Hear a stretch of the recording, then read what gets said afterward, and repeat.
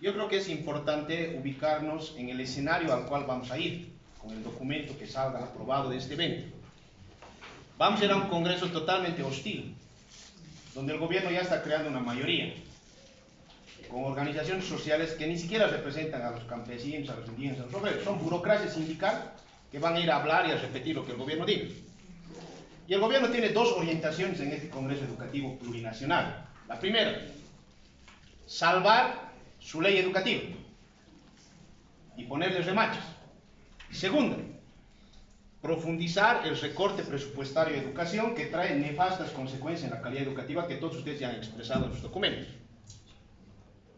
Pero además, quiere responsabilizar al magisterio del fracaso de esta ley, diciendo: yo al magisterio le he dado una ley de 1000 maravillas, le he dado computadoras, le he aumentado su salario, les reconozco sus bonos, pero los maestros han aplicado mal la ley, no la entienden, no se capacitan, no se actualizan. Por lo tanto, el fracaso en este momento de la calidad educativa es culpa del magisterio. A ese escenario estamos yendo. Y si vamos con un documento que no diga claramente que la ley ha fracasado, vamos a ir a darle más bien argumentos al gobierno de decir: bueno, sí, el magisterio reconoce que no se ha capacitado, el magisterio reconoce que no ha hecho buen seguimiento, que no se está actualizando, que es cuestión de él el problema y no es cuestión de la ley. Vamos a ir a remachar eso que el gobierno quiere. Por eso nosotros creemos que hay que hacer énfasis en el diagnóstico, porque ¿para qué sirve el diagnóstico? El diagnóstico nos sirve precisamente para identificar las causas de por qué ha fracasado esta ley. Porque creo que en los documentos que hasta ahora se han expuesto, salvo algunos, se ha mostrado de forma evidente, los que han hecho por preguntas, por ejemplo, sus respuestas están mostrando cómo la ley ha afectado a la calidad educativa, ha afectado nuestro trabajo y ha ido a boicotear incluso nuestro reglamento del escalafón y nuestra estabilidad económica, ¿no? En ese sentido, yo creo que hay que partir de una posición clara, que es de principio, de decir que la educación es el reflejo en realidad de una base económica determinada. Es decir, en la sociedad lo fundamental es cómo producimos las cosas necesarias para sobrevivir y cómo nos organizamos para esa producción. Y de acuerdo a ese sistema económico tenemos una determinada forma de educación, con su currículum, sus métodos, su forma de evaluación, etc. En ese sentido nosotros hablamos de causas estructurales. Un sistema económico pobre, en decadencia, va a tener como consecuencia también una reducción en el presupuesto y una educación pobre y con crisis. Nosotros estamos viviendo esa etapa actualmente. Para nadie ya es extraño de que estamos viviendo una crisis profunda de este sistema. No solamente en el aspecto económico, sino en la destrucción del medio ambiente y del mismo ser humano. Eso estamos viendo.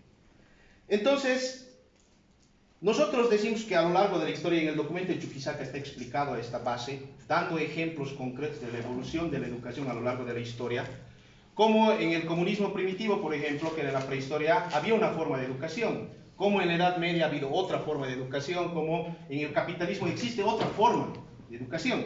Es decir, la educación responde al sistema económico vigente en cada época histórica.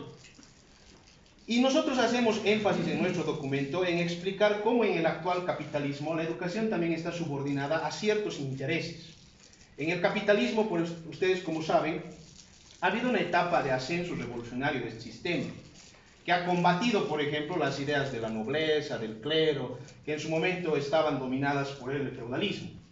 Surge el capitalismo con la industria, la tecnología, el mercado, etcétera, y va a traer innovaciones, ¿no? Va a ser una educación más abierta a que la gente aprenda, por ejemplo, geografía para poder viajar y comerciar, matemáticas para poder hacer cálculos de sus negocios, desarrollen la tecnología para producir más y mejor. Entonces, va a haber un impulso a la educación, que es innegable. Pero ¿en qué etapa del capitalismo vivimos actualmente nosotros? En una etapa de decadencia, donde el capitalismo, lejos ya de impulsar la ciencia y la tecnología, está impulsando la destrucción del ser humano y la naturaleza. Porque ahora lo que le interesa al capitalismo en su etapa imperialista, como le llamamos, es formar mano de obra especializada, súper especializada. Y en ese sentido, la educación se ha deformado. Se forman seres humanos robotizados, que solamente tienen que repetir y hacer de memoria. Pero en nuestro país, incluso eso no se llega a aplicar de esa manera. Porque Bolivia, si bien es un país capitalista, nosotros decimos que es un país capitalista atrasado. Porque ¿qué partes de nuestra economía se han desarrollado? Se han desarrollado las partes de la economía que le ha interesado precisamente a las empresas transnacionales imperialistas. ¿Dónde han venido a invertir ellos capital? En las minas, este último en los hidrocarburos. ¿Para qué? Para saquear nuestro país, para llevarse nuestras riquezas, para someterlo económica, política y culturalmente. En ese sentido, nuestro país no tiene un desarrollo económico equilibrado. Hay zonas del país donde hay maquinaria moderna, hay industria pesada, pero el resto del país está en el abandono. En el campo siguen produciendo con el arado de palo. En lugares donde extraen, por ejemplo, del suelo, como el Chaco chuquisaqueño extraen los hidrocarburos, siguen cocinando al lado con leña.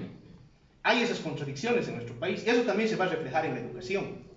Nosotros decimos por eso que en Bolivia se ha intentado aplicar varias reformas, pero todas estas reformas han chocado en su momento con esa realidad que es nuestro país.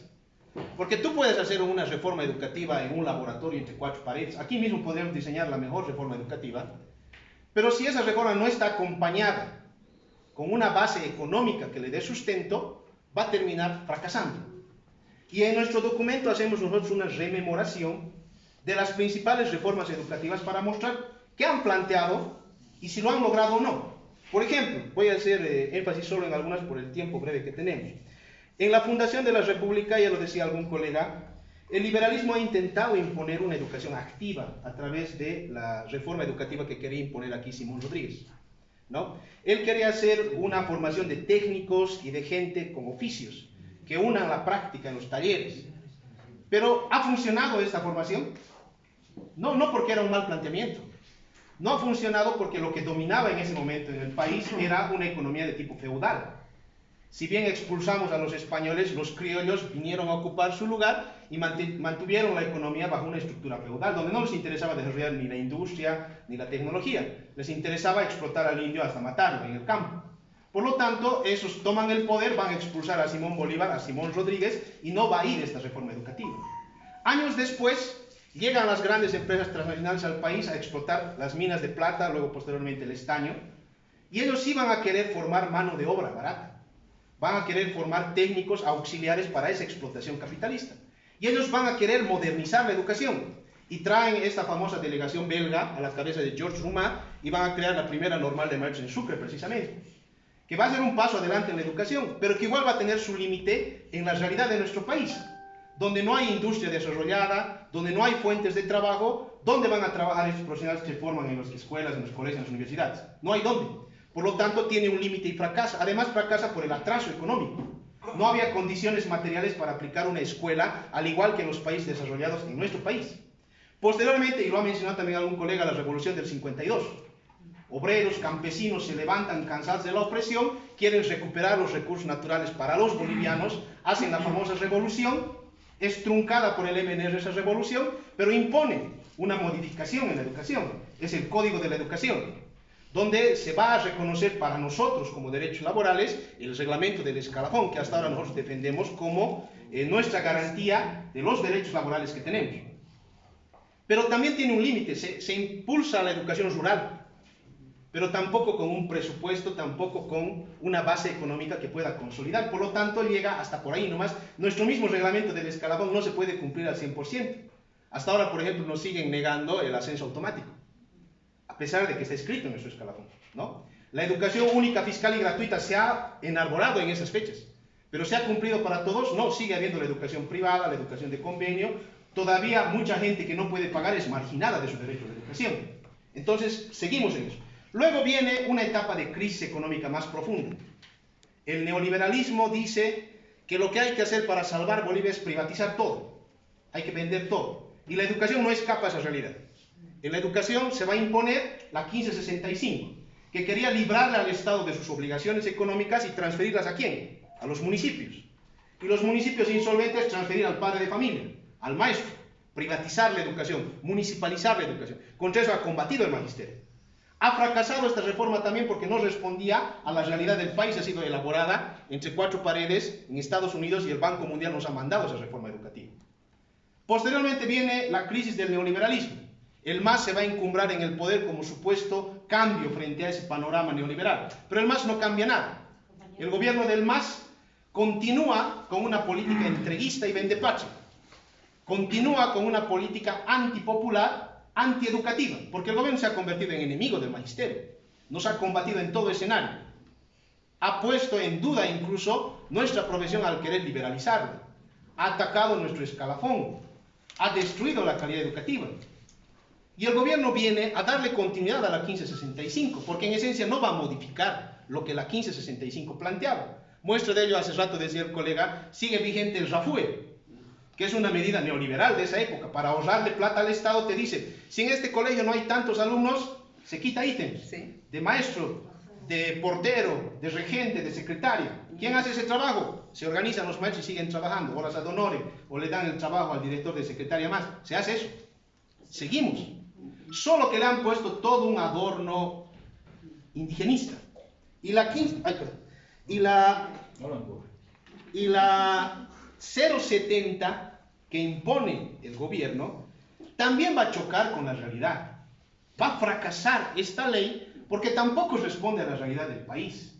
La ley 070 ha impuesto 4 principios educativos fundamentales. Ley descolonizadora. Nos dice, el maestro tiene que enseñarle a los estudiantes a querer su cultura, a valorar sus saberes, para que ya no haya en nuestro país la alienación extranjera.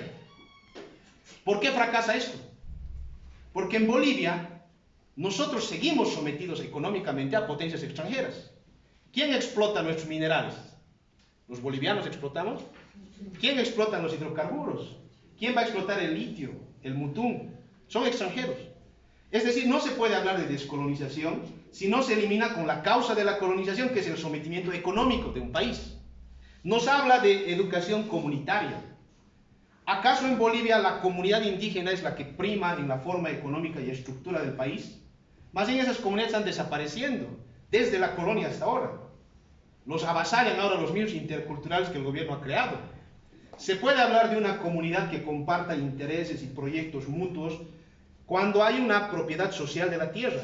En el capitalismo actual, donde sálvese quien puede y cada uno tiene la forma económica de individual, prima el individualismo, no hay comunidad. Por eso chocamos pues en las reuniones comunitarias con que el papá no puede venir porque trabaja, el maestro tiene otro horario, o sea, no funciona, como ha dicho algún colega también en su intervención, ¿no? La educación intra e intercultural nos plantea que primero aprendamos nuestra cultura pura y luego salgamos a entender las otras culturas. También fracasa, ¿por qué? Porque ninguna cultura está aislada, pues. ¿Acaso hay algún lugar donde haya quechuas puros, aymaras puros, o no están ya mezclados ahí por la misma evolución histórica que ha habido? Y peor, al plantear esto, nos hacen renegar incluso de los saberes universales, porque te dicen, tienes que valorar más tu saber, por lo tanto yo te enseño como dogma, no de forma científica. Yo te enseño como verdad, como si fuese religión, por ejemplo, la chaya, te enseño otras cosas. Sí tenemos que aprender los saberes de los pueblos, pero bajo un criterio científico, crítico. Y al despreciar los saberes extranjeros, supuestamente que son colonizantes, han quitado mucho de cultura universal, contenido científico sobre la educación, y la consecuencia es que hay una brecha en la educación secundaria y educación superior. Eso somos testigos todos nosotros, ¿no? Y también la educación técnica tecnológica. Nos han dicho que supuestamente de esta manera iban a superar el atraso o la separación entre la teoría y la práctica, entre lo que se enseña en la escuela y lo que es la realidad. ¿Cómo solucionamos ese gran problema? Los proyectos sociocomunitarios productivos los han dicho. Pero en realidad eso también fracasa, porque la escuela sigue aislada de la realidad. Tú haces tu proyecto sociocomunitario productivo como un experimento aislado en un laboratorio. No te vinculas con la producción de la tierra, con la producción de la industria, con la producción real. Por eso la educación sigue siendo memorística y repetitiva. No hay unión con la práctica. Peor en los BTHs, que han sido un saludo a la bandera porque no tienen talleres de equipamiento. ¿Qué hay que hacer entonces, colegas? Frente a la crisis de la educación, nosotros hay que decir en ese congreso con todas las palabras claras, la ley 070 ha fracasado, porque no responde a la realidad del país. ¿Qué corresponde que hagamos? No vamos a inventarnos una nueva ley nosotros aquí, porque no es cuestión de hacer leyes ni currículum. Es cuestión de, primero, que el Estado garantice el presupuesto necesario para garantizar una educación única, fiscal y gratuita para todos. Ese es el primer paso. Si no garantizamos eso, podemos hacer aquí planes quinquenales, podemos hacer un currículum nuevo, igual va a fracasar. Segundo, tenemos que elaborar un pliego de reivindicaciones generales del magisterio, por ejemplo, exigirle mayor presupuesto para educación, exigir el respeto a la independencia de las áreas para no generar impertinencia, el reducir el número de estudiantes por aula, el respeto al escalafón y todo el pliego de peticiones que seguramente van a hacer en las otras comisiones en el nivel inicial, primario, secundario, terciario. Eso es lo fundamental para nosotros. Porque si vamos a ir al Congreso a querer hacer otra ley educativa o a remacharla, vamos a ser cómplices de lo que está queriendo hacer el gobierno, ¿no? Simplemente con eso termino. Muchas gracias.